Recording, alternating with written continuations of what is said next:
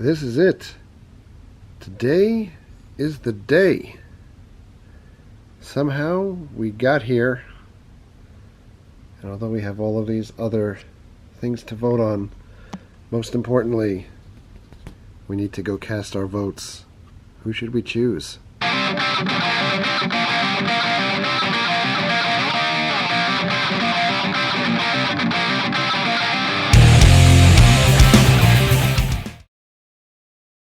Hey everybody, happy Election Tuesday.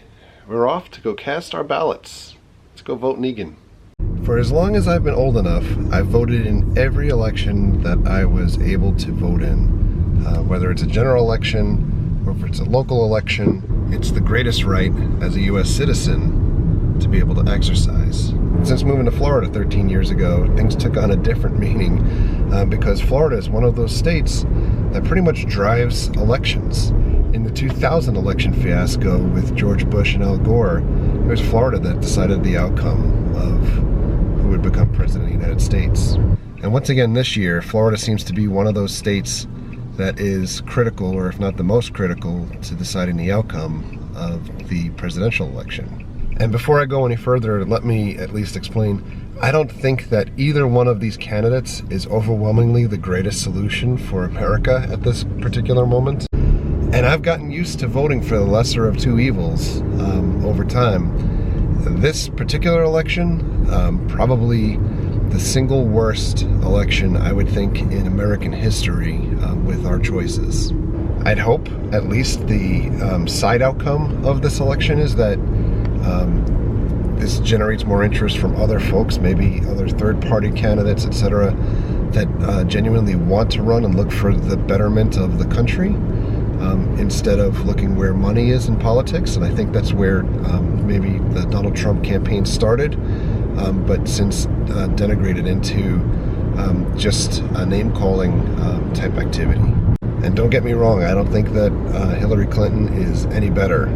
I really think we've really, truly hit the depths of humanity between these two choices that we have today. But having said that, I'm going to go cast my vote for who I feel is the lesser of two evils. And here's where we're going. Vote aquí. So they have their campaign signs out front here. Florida is one of those states that you are not allowed to take a selfie of yourself voting or a video of yourself voting, or else it's a federal offense. So we're going to skip that particular action sequence. This is the front yard of where we're voting. Alright, that was a fast 5 minutes. I got my sticker. Just voted. For what it's worth, on the way out, the folks that are working were saying that it has been a very, very heavy Trump turnout at my particular precinct in Florida. So we'll see how things go tonight. Welcome back. Many hours later. It's actually 7:30 right now, and I'm watching CNN. Kind of glued to the TV, I think, as probably not only America, but most countries probably are at this point, trying to see which of these cluster bomb candidates ends up getting elected. At current point, Florida, which seems to be really still the linchpin state, here is completely split down the middle at about 48-49%, which is really remarkable. I figured Florida would probably, South Florida, go a little bit more Democrat and Hillary. And then you have these pockets of further north and central counties that'll go towards Trump. So, interesting. I apologize for the video today too. I realize folks will probably thumbs down or not like things because it's politics related. I am not saying to anyone who I'm pushing for or pulling for. I thought it would be fun to put at least a little reactionary video up there and to talk through at least one of the biggest elections, I think, in modern history. But I'm also a political junkie, and I never get to share that online because I think one person's feelings upset everybody else's, and you don't necessarily need to tell everybody, who you are backing and everything, because it just starts fights. I mean, it starts arguments even within my own friend base. So, needless to say, I'm watching the results. I'm interested in the results. It's going to be kind of a fun night. And this is Florida so far. Eddie is not so much interested in politics. Life is good when you're Eddie, and you're just looking for the next time that somebody's going to play with you or give you some food. Well, States results are coming in here. Hillary, Illinois. Hillary, New Jersey. Hillary, Massachusetts. Hillary, Maryland. Hillary, Rhode Island. Hillary in Delaware. Delaware. Hi, I'm in Delaware. Hillary in District of Columbia. Trump in Oklahoma. Trump in Tennessee. Trump in Mississippi. Here goes a major one. Too close to call and too early right now for Florida and Ohio. 8 p.m. Florida polls are literally just closing now and people are still in line for blocks to vote. It always amazes me how these guys call races before the people have finished voting. I also do want to say this because I don't think I said it earlier. This race has really divided the country, I think. And not only like really divided, I mean, it is pretty equally divided, almost like 49 type percent between folks, and it has been so ugly. The biggest role for the president coming out of any election is to try to unite the country to get folks behind them. I think that when we elected Barack Obama, we had the last 8 years of people continually saying, he's not my president. And in all fairness, whoever the president is in the United States, and you know, I'm a United States citizen, just like a good chunk of our viewers, that is our president.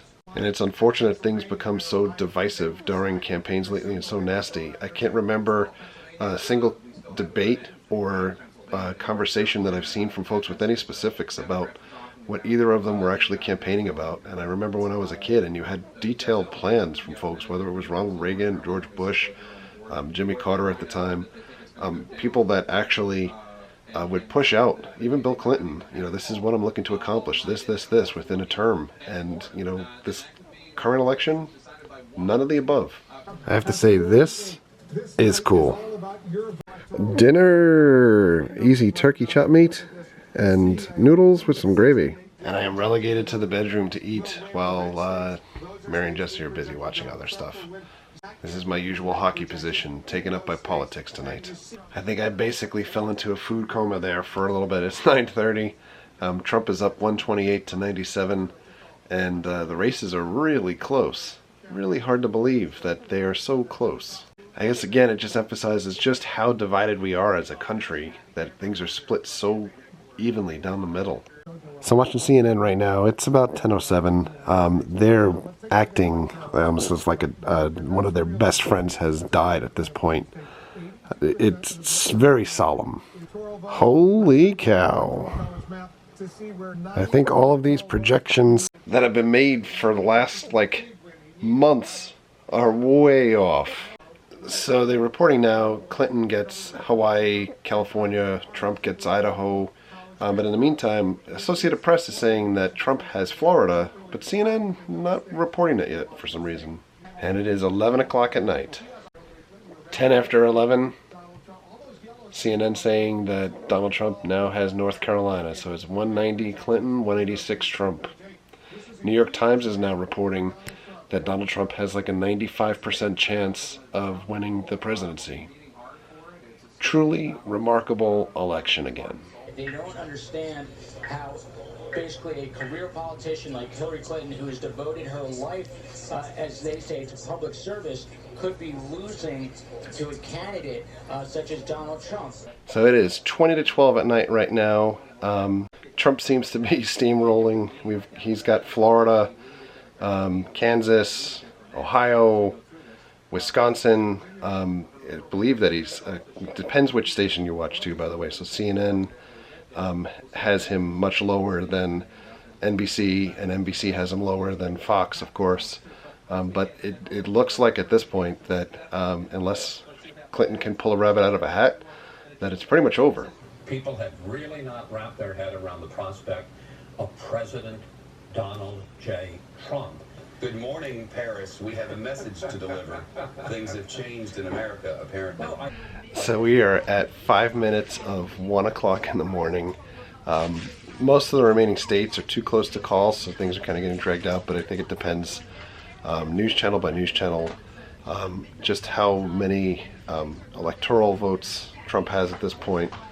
If you look at Fox, he's about 16 points away, or 16 votes away from being the nominee, or being the president-elect rather.